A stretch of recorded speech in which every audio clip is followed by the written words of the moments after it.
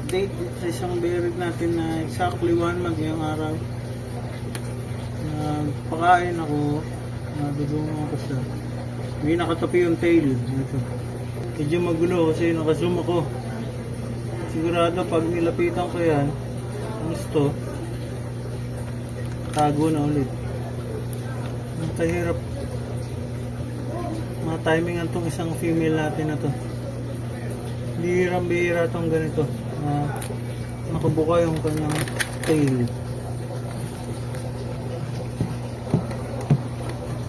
Hindi ko nakikita actually. Chamba-chamba ng record ko. Yan na, sinasabi ko.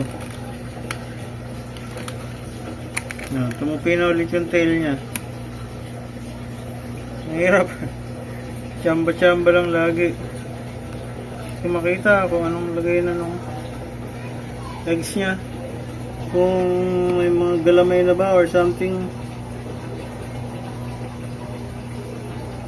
Ito medyo malabo.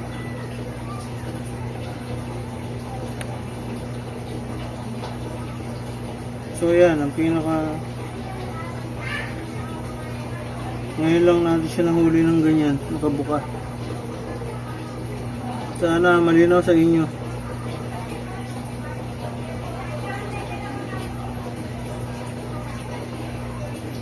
Yan, exactly 1 month yung eggs niya na yan. Timingan ko lang anong oras na. Alauna na yata.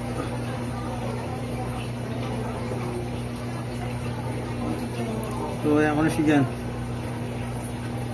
Sila mga boss, ang hirap talaga kunan yan. Itong isa natin dito, lagi ito. Ito madali, lagi nakabuka buntot nito eh. Tingnan natin. Ayan, ngayon hindi, pero ito ang madalas kong makita nakabuka ang buntot. Ito within a week, exactly 1 month na rin yung eggs niya.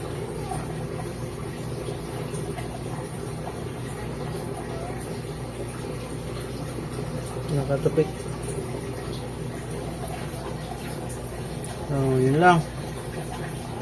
Nahuli lang natin yung isa nakabuka yung buntot niya na mahirap timingan. Pinatimingan lang natin ngayon.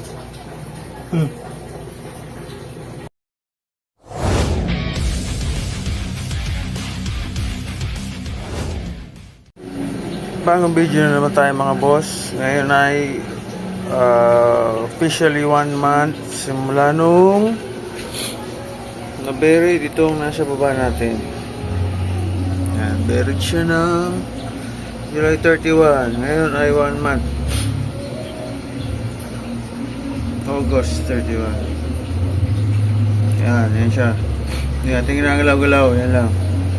Konting update lang kasi nga dahil sa kanya officially 1 month. Tapos mayroon na namang nag-molt. Ayan o. Pinagbalatan o. Nahanap ko pa kasi ni nag-molt. Hindi ko sure kung itong isang to. Pero sana naman hindi naputulan kung sino naman yung nag-molt. Lagi nila pag may nag-molt napuputulan ng ano eh, claw eh. Ayan. Nahanap natin. Ito siguro. Ay, mahina pa eh. Ay, hindi. Nag-molt. Ito yung huling nag-molt. Bago na to. Kakaiba nga itong molt nito eh. Naiiwan yung, pansinin yung isang claw niya maliit. No? Hindi ko alam kung bakit. Ayan, malaking isa, tapos yung isa maliit. Ayan yung huling nag-molt bago na to. Hindi ko alam kung sino pa yan eh. Nahanap ko pa eh. Sino ba to? So, siguro nasa taas. Ayun na, nakatago doon. So, siguro yung bagong molt. Yan. Or, hindi naman ito. Kasi, ganyan na yung kalaki.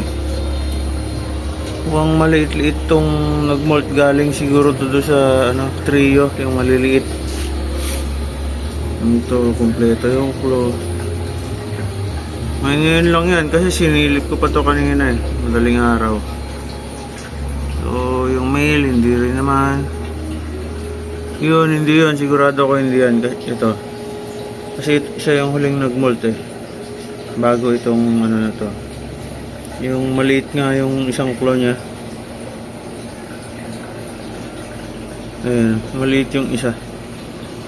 Ito siguro, itong nandito sa taas na ayan o. Naka-relax dyan. Alamang siya yung bagong molt. Yan. Yan, tapos pansinin nyo, kumalat na yung gapi grass sa ating ano dahil hinihila nila eh. Sinusungkit nung ibang ARC natin, tumutungtong dyan sa hides, tapos sinusungkit. As usual, pinupods nila. Tsaka itong mga pulse nail, yung ginagawa. Aakyat sa may salamin, tapos nahawak. Yan, ngangat-ngatin na nila. Pag naputol, pababa. Sila rin isang dahilan, kaya ang bilis maubos eh. Pero okay lang yan. Ang talaga purpose niyan, tagakain ng ammonia, tsaka pagkain din ng mga ARC natin, tsaka kung ano pang nandito sa aquarium. Yan. Tapos ito, hindi masyado talaga naglalabas pag gabi lang kasi nga nocturnal sila. Yan. Inilip ko to. Madalas siyang ano, nakikita ko yung binubuka niya yung soft tail niya para parang nililinis niya yung part na may mga eggs niya. Yan. Ito, mag 1 month na rin. Yan. Ito, officially 1 month. Simula lang siya ay mag-buried. Ito, mahirap silipin yung egg niya. Bira siya lumabas. Yan. So, ganyan lang nasisilip. Bira siya lumabas kahit gabi. Tapos, pag nakakita siya ng ilaw, tago agad. Ganun to kung saan to. Pero, nakikita ko meron pa namang egg. So, expect natin, nakaka 4 weeks na siya, expect natin within 1 to 2 weeks sana mag-hatch na yung mga egg niya, masilip natin ng mga krillings na, yung may mata na tsaka mga galamay, diba? So, yun lang muna, unting update lang tayo dahil yun lang, may nakita lang ako dito kakaiba, nag-molt. Tapos, ayan, kinakain na niya. Pinapapak niya na yung mga parts ng napag-moltan. Ganyan kasi sila eh. Ayun, ayun pa nga sa loob yung claw. Ayun. So, yun lang muna update ngayon mga boss.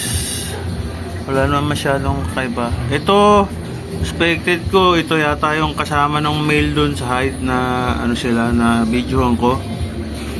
Ito, ayan yung nag-molt na maliit yung isang claw. Ayan o, kitang-kita. Maliit yung kaliwa. Hindi ko alam kung failed molt yung kaliwa niya o lumabas siya ng ganyan talaga eh. Napapansin ko dito, ganyan na rin. Baka nagli-lay to. Sana. Pero update tayo kung anong meron dyan sa isang female yan. Okay. Yun lang muna mga boss. Wala munang kakaibang ano ngayon. Yun lang, kakaiba ito. Yung may nag-molt. Yan lang ang kakaiba. Yan yung mga RDSS natin. Pag-anakan na, ang dami ng fry dyan. Nakikita nyo. Mga ganyan o. Ang dami na. Silipin nga sa taas.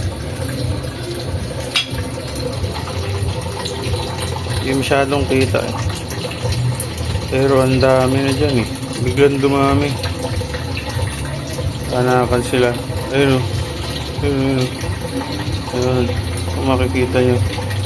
Biglang dami yung fry. Nanganak na rin yata yung isa pang female eh. Sana maglakihan din yan.